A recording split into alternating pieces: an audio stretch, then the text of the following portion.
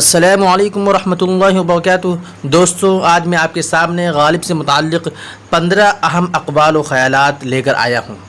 اگر یہ آپ نے یاد کر لیا تو آپ کا جی پکا ہے۔ یہ صرف 2 منٹ میں آپ کے سامنے پیش کروں گا، آپ اسے ضرور نوٹ کریں۔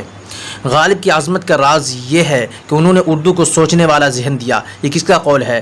آل احمد سرور کا۔ ماضی کا رچا ہوا شعور، حال کے پیچ و خم کا احساس اور آنے والے دور کی کرنیں سبھی کچھ موجود ہیں۔ یہ کس نے غالب کے بارے میں کہا ہے؟ آل احمد سرور نے۔ غالب کے قصر شاہی کی بنیاد جدت ترازی پر ہے۔ اس جدت ترازی میں جدت تخیل، جدت استعارات، جدت تشبیہات، جدت محاکات اور جدت الفاظ سبھی آ جاتے ہیں۔ یہ کس کا قول ہے؟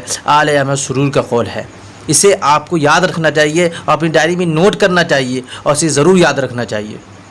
غالب کو حیوان ظریف کس نے کہا ہے؟ حالی نے۔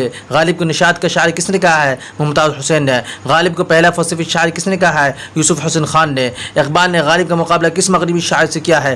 گوئٹے سے۔ غالب کے کلام کو جلوہ صدرنگ کس نے کہا ہے؟ سرور نے۔ شمس الرحمن فاروقی نے غالب کے اشکال کو کس سے تعبیر کیا ہے؟ غالب کے اشکال کو ابہام سے تعبیر کیا ہے۔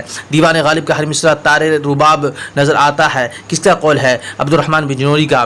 ہندوستان کی الہامی کتابیں 2 ہیں، ایک وید مقدس، دوسری دیوان غالب، کس کا قول ہے؟ عبدالرحمن بجنوری کا۔ مرزا غالب کے لیے شاعری موسیقی یا موسیقی شاعری ہے، کس کا قول ہے؟ عبدالرحمن بجنوری کا۔ غالب کے تصرف سے غزل اردو کی تاثیر و تقدیر بن گئی ہے، کس کا قول ہے؟ رشید احمد صدیقی کا۔ غالب نے اردو شاعری کو ایک نیا شعور، ایک نیا نسب، ایک نیا افق دیا ہے، کس کا قول ہے؟ رشید احمد صدیقی کا۔ اگر اس لڑکے کو کوئی کامل استاد مل گیا اور اس نے اس کو سیدھے راستے پر ڈال دیا تو لاجواب شاعر بن جائے گا، ورنہ محمل بکنے لگے گا، کس کا قول ہے؟ میر تقی میر کا۔ دوستوں، آپ کو یہ ویڈیو پسند آیا ہو تو اسے زیادہ سے زیادہ شیئر کریں، لائک کریں، میرے چینل کو سبسکرائب کریں۔ شکریہ، جزاک اللہ۔